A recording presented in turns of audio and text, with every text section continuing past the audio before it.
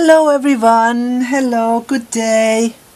This is Tandra and I'm here working with this project that I started, which has kind of a Spanish boho type of a theme around these Spanish traditions, which is very boho-like. Again, I have quite a bit of a pile I would like to share with you here. And it's all kind of information that I gathered. Since then I researched a lot, so some things happened here, and I also started on a bit of ephemera here that I will share and continue. Well, first of all, I named my last video where I actually just did the signature and creating the background paper. I named that already Isabel, but at that stage it has actually nothing to do yet with Isabel, but when I uploaded it I already had it in mind for it to be Isabel.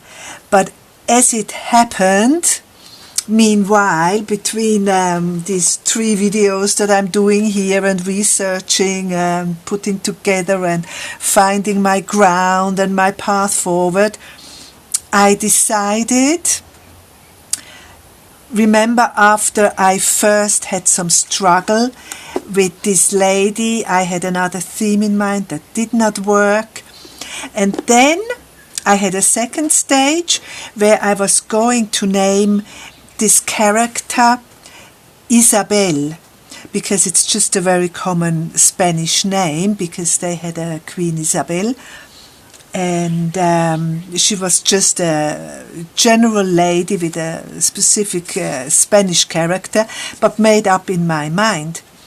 Since then now I researched more on the Maja. Remember I mentioned when I was stamping the background with the word Maja, I mentioned I will tell you more about the Maja. So researching on the Maja, this image came up because she is a Maya here, representing this typical Spanish Maya image. And then this very picture came up, and it happens to be a lady called Donna Isabel de Porcel. So she is actually a lady and is actually called Isabel. It's just fantastic. It's a painting by Goya. I explain everything or more about it in the video to come. So not that other video is really about Isabel, but this video here speaks about my finally found path and Isabel. I ventured, as I mentioned in another video already, when I stamped that word Maya, I said I will explain to you a bit later what Maya means. But Maya, I had to research myself exactly on how this typical Spanish folklore, or well, it's not really folklore in the sense of other cultures' folklore, but it developed in Spain, and I had to research on that, how it happened. And so while I was researching on the Maya, and I printed out a lot of pictures on the Maya and what makes up this traditional imagery they use in Spain, I came across this picture here, and I at that stage I already had decided that I will name her Isabel, but I still thought it's just a Spanish lady. I didn't know much about this beautiful image. Don't know if it even fits into the frame. But through my research something really magical happened. I did find the origin of this painting, and she is Isabel. It's just amazing. It's a painting by Goya, Francisco Goya, which is, one of my really up there admiring artists. He is just so big, especially in Spain, but also internationally. He is just a master. And not just that he's a master, he really embraces in many of his paintings, especially the late ones, the dark side of life. He has many incredible images that have the theme dark. And of course here in this Isabel also this dark image really comes to the foreground. And that's what had attracted me to dedicate this journal a little bit already to Halloween, but not the commercial Halloween. I always must stress that again. It's not about pumpkins and trick or treat. It's about the original value of Halloween, which is the day where people are in tune with the dark side, and especially they do ancestor worship. They just remember their people, mothers, grandmothers, grandfathers, previous people that are important, go to graveyards and light a candle to their grave, things like that. But also delve into one's own dark side, like Goya did, that belongs to the time of when dark issues face up.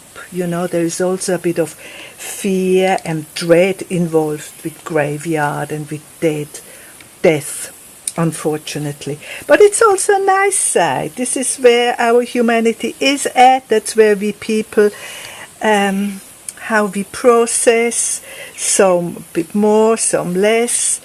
And anyway, so my book is officially called Isabel, because it is a Donna Isabella. I forgot exactly where she is from.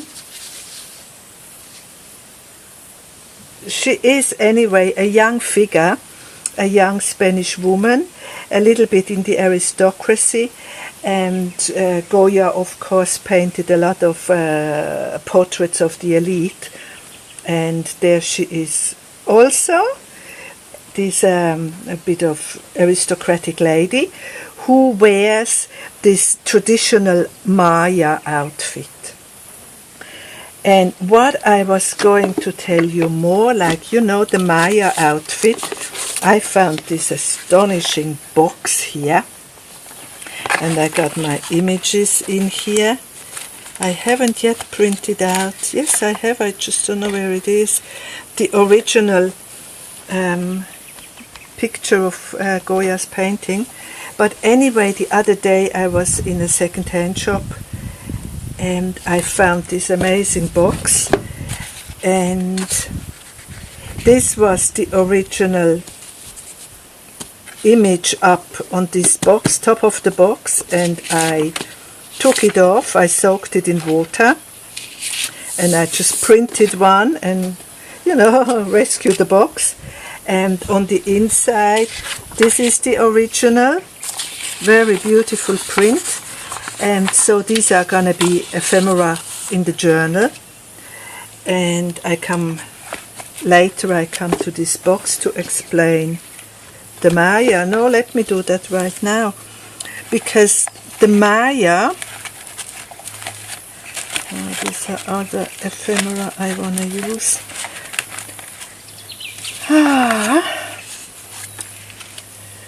The Maja image, actually this tradition happened not, traditional clothing in cultures usually came from the elite, and the more elite they were, the more elaborate and more rich in detail and in craft their costumes were. And then it filtered down to the normal people, you know, there are various, you know, we think we have no classes, but yes, there were heaps of classes also in European cultures, where the nobility, the elite, and then the people who owned shops and did art and craft, and then the farmers, and then the people who had just nothing. But in Spain it was the other way round. The common people came up with these fantastic costumes. And then once they established this, it was mainly flamboyant dancing dresses with the manila. This is this black veil they wear. And with the manila, they also have the peineta, I think it is pronounced. It's this high comb they put in their hair, and then they put the veil over it. And of course with their dancing, it's tango and flamenco, and the Maja, it's the common people, that was their joy to express. They were a bit rebellious and very outgoing, and they had the castanets and the colorful fan, colorful dresses, and their dance, they developed that. And it started very early, already influenced from other cultures coming, I don't know, maybe from the south of Spain, and went then more north to the Spain where the nobility were, and then other parts, and it became so much an identity of a Spanish woman. It grew up the ladder, it climbed up the ladder, and it even reached into the nobility. Like we have Queen Isabella. I haven't got her painting here yet. I think also Goya painted a lot of Queen Isabella. And she also started wearing the manila. Here you got a touch of a manila here, but there are other paintings of her where she is just as really as in Maja outfit, because it became so much an identity of Spanish people. And all Spanish women identified, like late 18th and early 19th century, they really identified with this. And we still know this look. Everybody knows this is Spanish, it's tango, it's flamenco. And they also had a masculine counterpart. It was not, also the male dancer figure is also very important, but he is usually dressed in a black suit. But the matadors, they were, like she is the Maja, and the matadors used to be the Mayo. Now, Spanish people might pronounce that Maja or Maca, or I don't know, some other than, but I say it as it feels nice to my throat, and I say Maja. So this much to the Maja figure that is represented here in my Isabella journal. And then later once I have all the pockets done, I will fill it with more images of the Maja, other than we just seen here in the box. Also getting to the nowadays, how Spanish women nowadays use the Maja imagery, and more pictures on that. And so I hope this was understandable. I hope I got the zest of this Maja correct, and if you know more, please share it and give me comments on it and what you think. So I continue now with filling my journal. I did the signature last time and the paper that's going to be in here. But today I work a little bit. I show you in advance what I'll be working. Is I'm making here belly bands, and I already printed out here other. See, these are from Goya, these paintings, and I'm making kind of belly bands here with window envelope. So I'll be doing that, and I made some of these amazing envelopes. I personally learned it from Martha Moneygross, and I got that envelope here. Here I got another one, and it got stuff in here. I show you when I place it, and this is another version. Oops, I have to take that apart gently. So these three will sit in the belly band. I'm gonna do that, and then I don't know if I will have time then, but these are other ephemera I already worked on with bits and pieces from my kit, the fan and imagery. And also here I have a number of ephemera that I worked on. I think you saw a little bit on the development of these, so we might get to that later.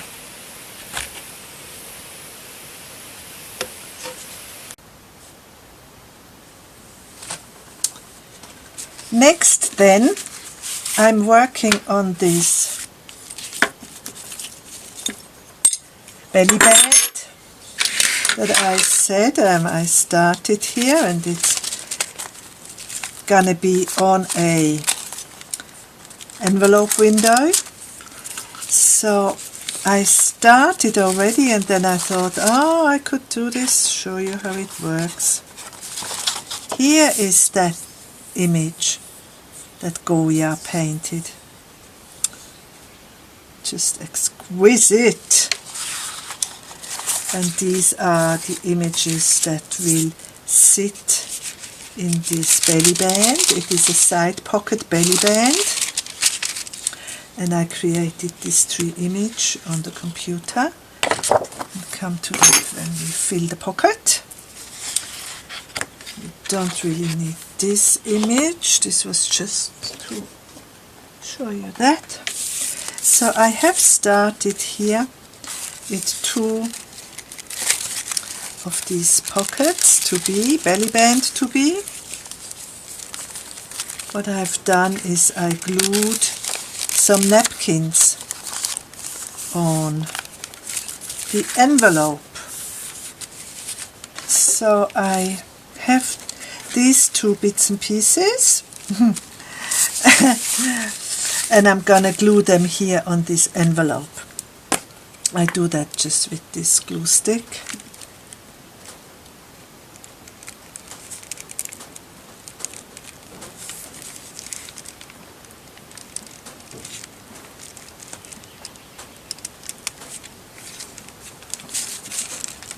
It won't be the right size yet because I'm just using the size of the envelope, but my signature where it will go into is not quite of that length. So just put it down here, and then the roses down here.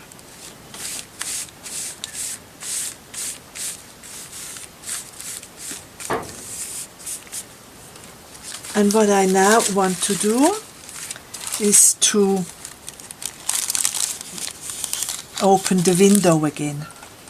So I have here a bit of a brush and water, and I just follow around the window. And then, you know, the napkin gets very pliable, and then I just tear it out.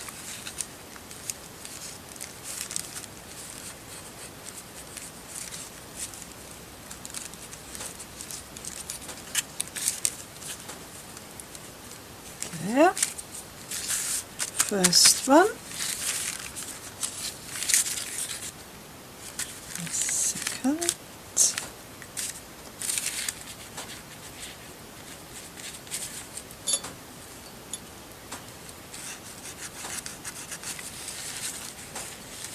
It's good to see where the window is. Actually get a nicer tear then, if the water doesn't go over the envelope, over the window onto the envelope.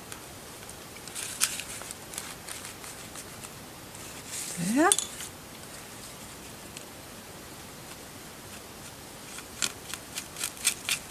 Uh-oh. This envelope, this window suffered a bit for some reason. Maybe just the moisture.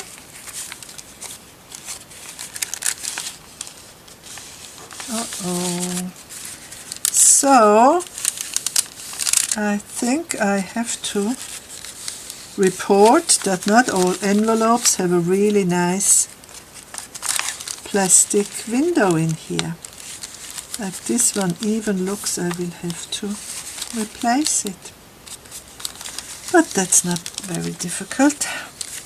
Let's see whether the third window will be better, the one we just made.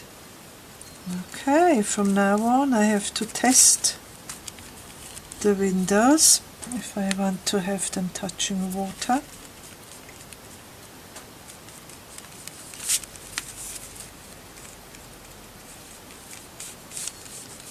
This one's perfect. And then I cut these to size.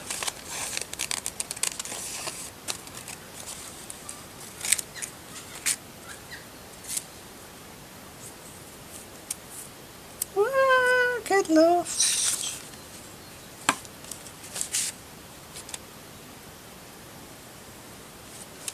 Might wait with that.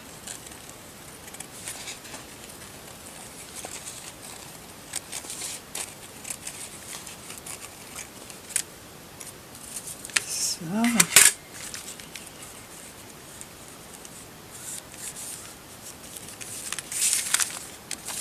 And here it will depend where the signature stops.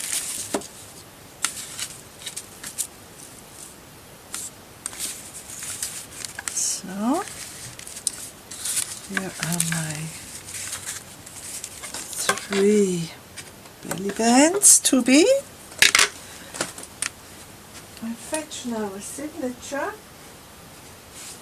because I visioned it suddenly to be on the front of the signature cover. I thought I put this here and if possible have these. Yes, very nice. So this is going to be the signature cover. So we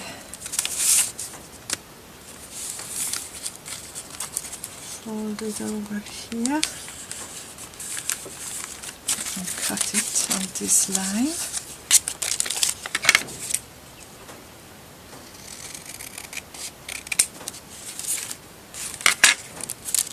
So then it has to be glued there.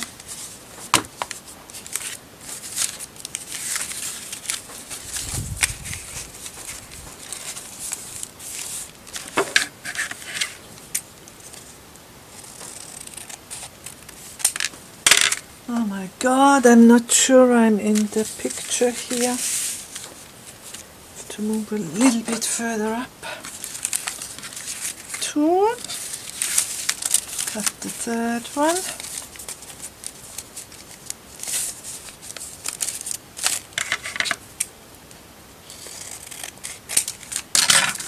So we got here a bit of something. And then I just glue these pockets down here shut.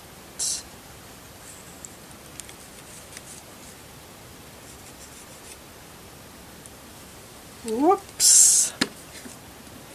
Oops, a bit heavy, like this. So by rights we should have here these 2 pockets.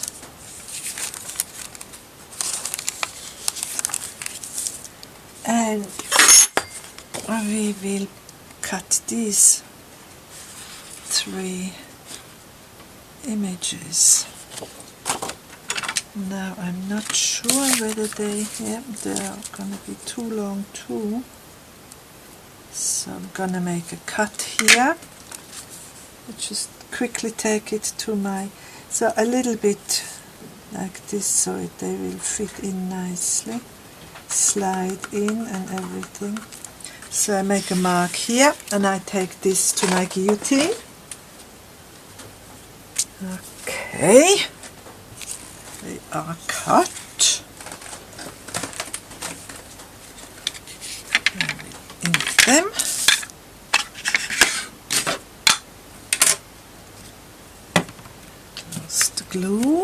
Close the glues.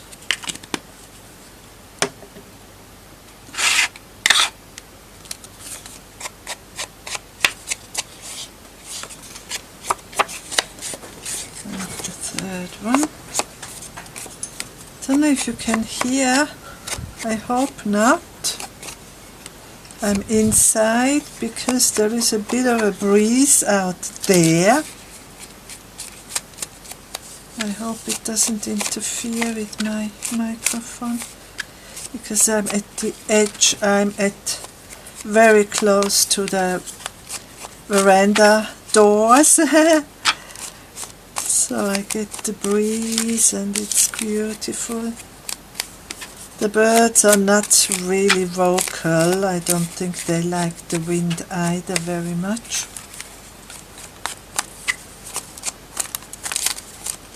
But the light is good here, so that's why I'm opting for this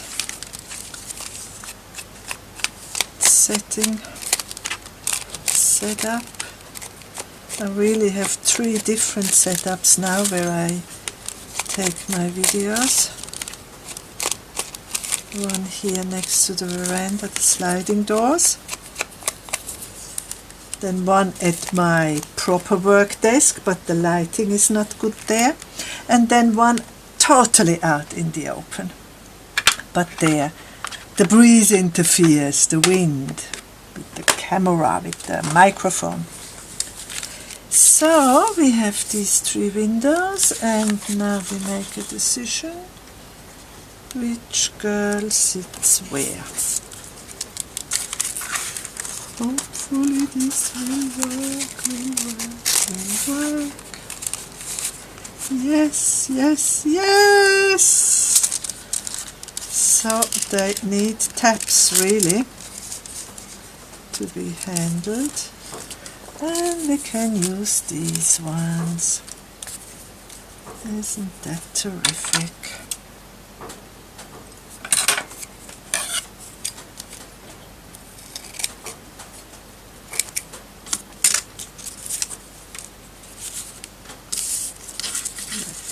See what we're going to do it like this.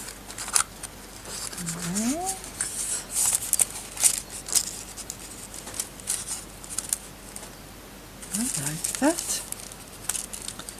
I like that.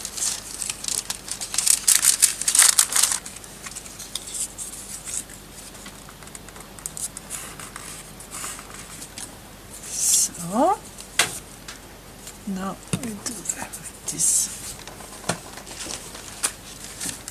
glue, causes less trouble, doesn't bleed and doesn't make me so sticky.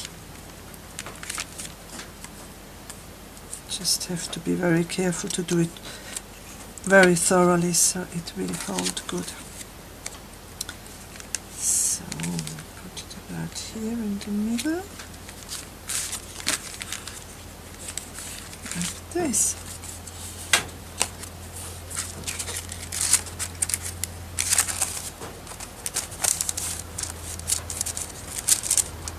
Fits very nicely in the window. Next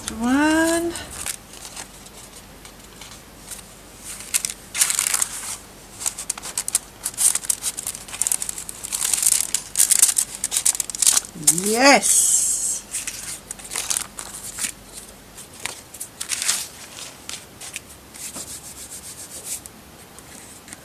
Yeah, I think I have to do something with this window. I will replace the... Looks like glassine and not this acetate like the others. It's not so black. It's glassine they used.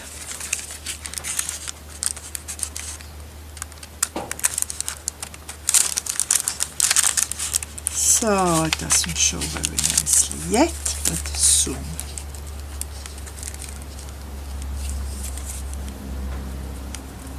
It's very easy to repair that. Just put a board underneath first of all, and then cut around with this knife very carefully, and then glue in a piece of beta acetate that I have around.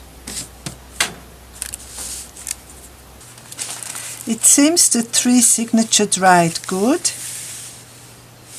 and safe. I now can insert the envelopes that I prepared out of napkins. It was very delicate napkin work. It's with this diamond closure here. So you can open them up like this.